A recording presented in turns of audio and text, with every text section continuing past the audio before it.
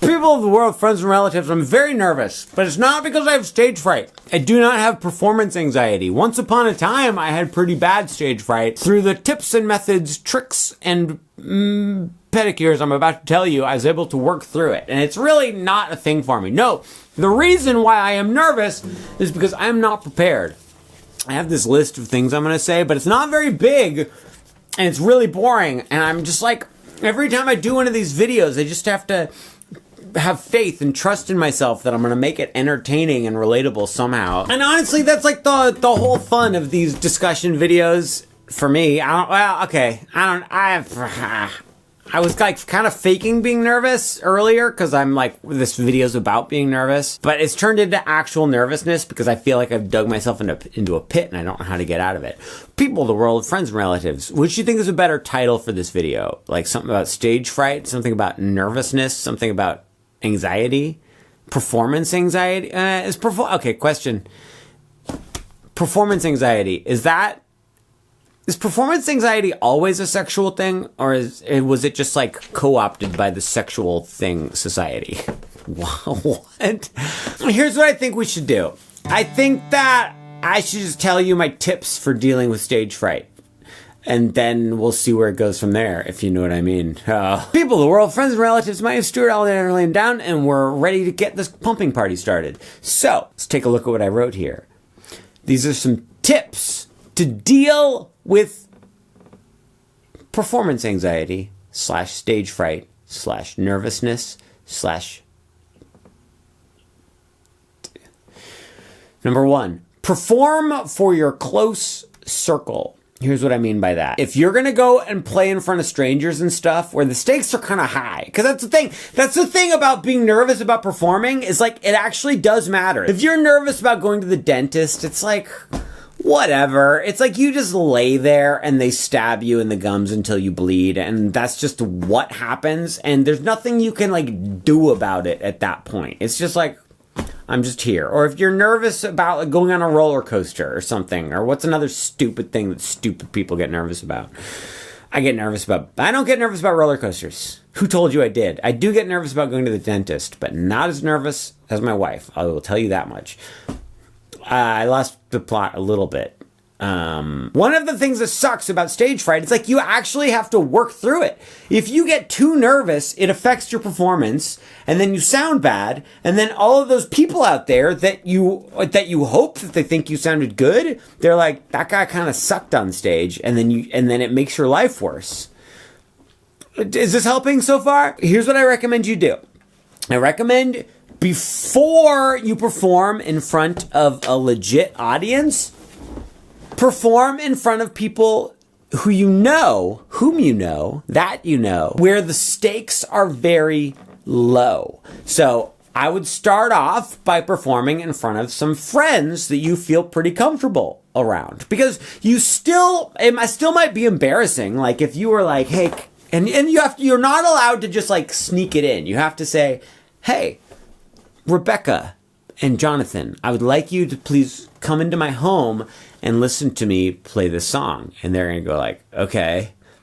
And then you're going to have 2 seats for them. And you go like, please sit here. I'm going to play this song for you. And they go, this is really weird. Why are you being so weird? And you say, I'm just nervous, but please just sit there. And it's going to be so awkward. But what's great is then you can get up there and you can go,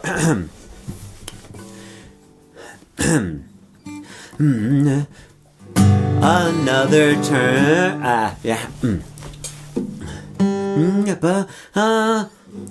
Another turning point,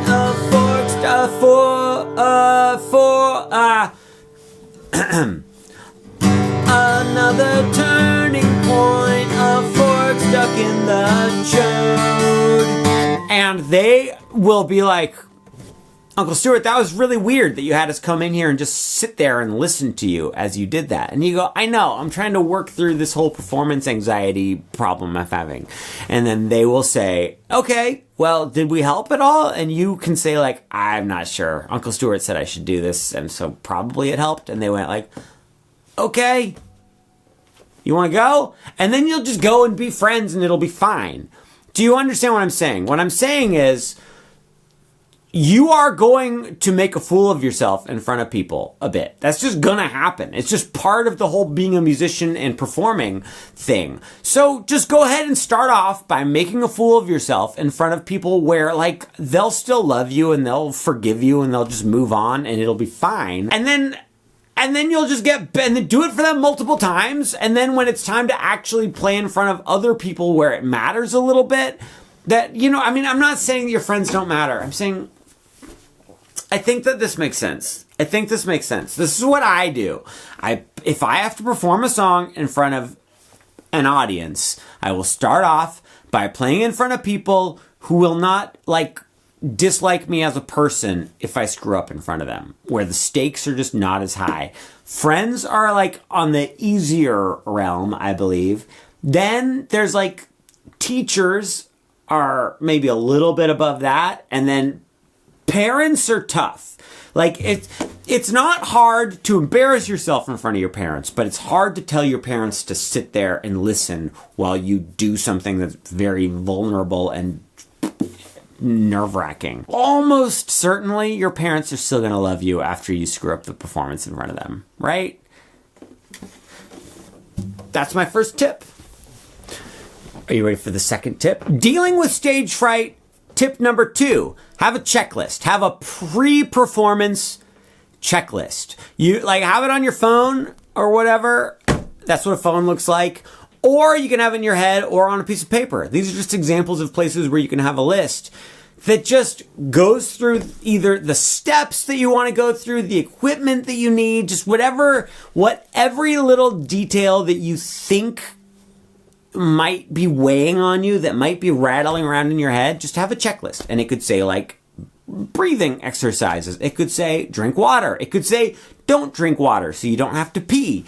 It can say like eat a banana. It can say don't eat anything so you don't puke. It might say have an extra patch cable. It might say have your second guitar on the stand ready to go. It could say check the microphone before you start singing. It could say go and say hi to the sound man. It could say go get some fresh air. It could say call your dad and say, hey dad, I'm nervous.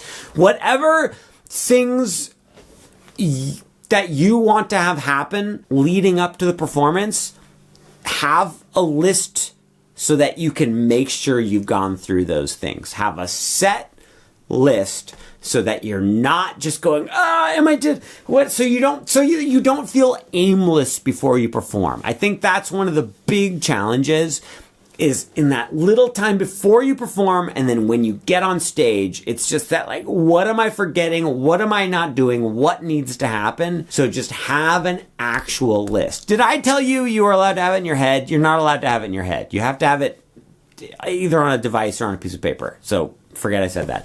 People of the world, friends and relatives, not a big fan of that tip. Tip number 3 is, so it says know your weaknesses, but that's a really bad way to describe this tip. Tip number 3 is about preparation. This tip is one that like you can't do like last minute. If you have a performance tonight, then you're screwed. Ignore this tip. But if you have a performance like next week or in 3 months or something like that, then this is the most important tip. If there is something that you sometimes screw up during practice or during rehearsal, you almost certainly will screw it up performing in front of an audience. That little lick, that little thing that you were like, I think I got it. I don't know. I didn't get it at rehearsal last Thursday, but I practiced it last night a little bit, and like I think I remember it. I think we're okay.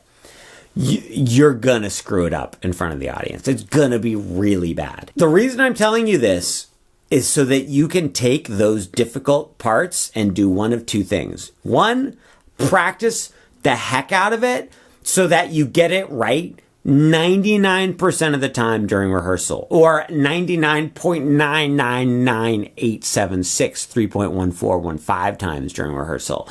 You need to get it right essentially every time in rehearsal for you to even stand a chance when you're performing. But the other thing you can do, option number 2, is just cut that part out or play something easier. Like if let's say you're playing Nothing Else Matters by Metallica, and you know the part that goes, you're like, I screw that part up about a third of the time when I'm performing. Hey, guess what? Then just go like this. Just simplify it. What I'm trying to say is, don't hope for a miracle on stage. If you screw something up when you're off stage, any significant amount of the time, you will definitely screw it up when you're on stage performing. People of the world, friends and relatives, tip number 4. This one's quick. Don't have any caffeine, right? Like an hour before you go on, don't have caffeine. You might think it's going to energize you. It's not. It's just going to, it will, but it's mostly just going to make you like, gah! And it's not going to like make you pumped up and excited on stage. It's just going to make you jittery and have less control on stage. No caffeine like an hour before. This one is boring, but like it's really important and it's so easy to follow. Have as much Monster Energy drink and coffee and stuff earlier in the day as you want. But once you get to like an hour or maybe even 90 minutes before the performance, no more caffeine. It's going to screw you up and it's going to make you more nervous. People of the world, friends and relatives, dealing with nervousness. Tip number 5. Stop practicing about a half an hour before the performance. It's up to you how long exactly, but I really recommend that you do not hang out in the green room going,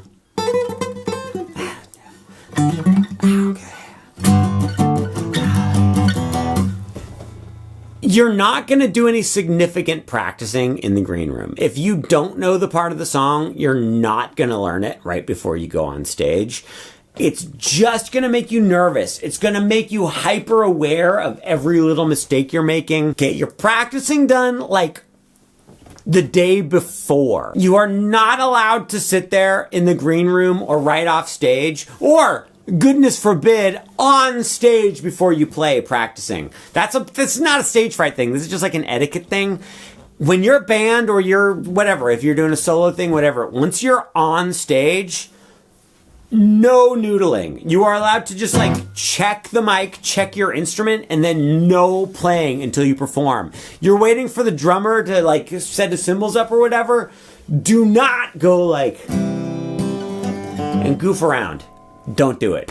It's like, it's not like it's unprofessional. It's like, it just like makes your performance worse. Like just be chill on stage and start playing when your performance actually starts. That was a little bit more like soapboxy than like tip. That wasn't a tip. You're not even listening. Don't practice the songs right before you go on. You're done. Once you arrive at the venue, you're done with your practicing. Now you're just hanging out waiting to go on. People of the world, friends and relatives. Tip number 6. Make sure this is the one. Okay. Most of my nervousness when I used to get nervous from performing and stuff was like about technical stuff. Like about like, is my bass going to keep working? Is my amp working correctly? Does the sound guy have the mic set up right? Do I have the cable in the right place? Like it was always about like, I was worried that some tech thing was going to break down. The reason why I was so nervous about that is because a lot of my my instrument cables were like worn out and broken because I would just shove them in my backpack and lend them out to people and they would break them and stuff like that. And like my bass, like the jack was always like loose and I was just tightening it up by hand. And my amp would like, I literally would get like left out in the rain and I would go, oops. And then I would like go, well, it still turns on. I think it's okay. There were times where my amp would literally start smoking during rehearsal and I'd be like, well, that's not good. And I'd turn it off. And then an hour later, I'd turn it back on and it wouldn't be smoking. And I'd go like, okay, I think we're good. But then I would go to a concert, go to perform the next day, and I would literally be afraid that my amp was going to start on fire. And it just made me more nervous about everything. So this one is a little bit like I know that you might not be able to just like go out and buy a new amp, or honestly, you might not be able to pay someone to like repair your amp. But if you find yourself really anxious and nervous about performing, do some reflection and see if it's about you just are afraid that your like worn out equipment is going to break. And so if you possibly can, make sure your equipment is up to snuff. People of the world, friends and relatives, that's the first time I've ever used the phrase up to snuff, but I think it was an appropriate use of it. This is our last normal tip, and then I have a big boring tip for you. Tip number 7 is record yourself and listen before performing. So just grab your old aforementioned telephone and pull up the old voice memos app and start recording yourself playing the song. Or you can use just the camera app and just record video. It's up to you. You're going to record yourself playing, and then the most important part is listen and or watch the recordings afterwards. It's just a good practice tip, but also something about pressing record and then starting the song. It's nerve-wracking. And so that brings us to our final tip. This is not like a full-on tip. This is like just an overall approach. This is just an important thing. This is so boring. People of the world, friends and relatives, my name is Stuart Alexander Lehman-brown. Are you ready for my big tip? Here it comes. The big tip is that there's no secret trick to getting over stage fright. It's just a bunch of reps. And I mean that in 2 different ways. One is a bunch of practice reps. You need to know your parts and know what you're going to play. All the chords, all the licks, all the vocal lines, everything. You need to know them so well that even when you're nervous, your hands just do them automatically. I mean, that's not helpful. It's not helpful to you because you're like, yeah, but I have a performance tonight and I don't know the parts that well. And yeah, that sucks for tonight. But for the next one, you're just going to want to put in more practice reps to really learn the parts. That's what it all comes down to, as Alanis Morissette once said. I've got one hand in my pocket and the other one's given a peace sign. People of the world, friends and relatives. The key to successful performance, to stress-free performance, where you just get to go up there and feel good and have a good time, is to not be worried about screwing up. And it just means you have to practice the heck out of the songs. You have an idea in your head right now of how much practice that will take. Multiply that by 10. You want to practice it to the point where you don't even understand what you're even trying to accomplish anymore. But even with a ton of time spent practicing, that's still not going to solve the problem. You also need reps. It's short for repetitions. I'm surprised you didn't know that. Actually performing live in front of an audience. Even if you know the songs so well where you couldn't screw them up if you tried, you still will find a way to screw them up in front of an audience at first. And you still will get nervous in front of an audience. And that being nervous will screw you up even more. I mean, that's the whole point. That's like the whole reason we're even here doing this video. Perform live as much as you can. Remember, you're allowed to do it in front of your friends and your family and stuff like that. But I'm not saying you want to get like 3, 4, 5 performances in. You want to get like 20, 30, 40, 100, 150 performances in front of an audience. And then you will truly just feel comfortable on stage. And that's how you get rid of stage fright and performance anxiety, is doing it over and over and over and over and over again. That's so obvious. I mean, you all know that already. This isn't new news. But maybe what you're not considering is that for the music department showcase that you're doing next Friday, and that's why you're watching this video, because you're really nervous about that, because you always sing out of tune when you're nervous, and I think that getting up there and being nervous but doing the best job you can is the correct thing for you to do. And I'm sorry to say it, but you are going to embarrass yourself some of the time. And people are going to be like, whoa, that was embarrassing. And they might not say it to you, but they'll say it to someone else, and you'll know they said it. You'll suspect they say it. Or maybe hopefully you're like me, you just are in denial and you assume that people don't say things about you when you're not there. I'm getting so off track. I think what I'm trying to say is, like, you're not going to be able to prepare yourself out of stage fright. You just have to embarrass yourself all the time, over and over again, for the rest of your life.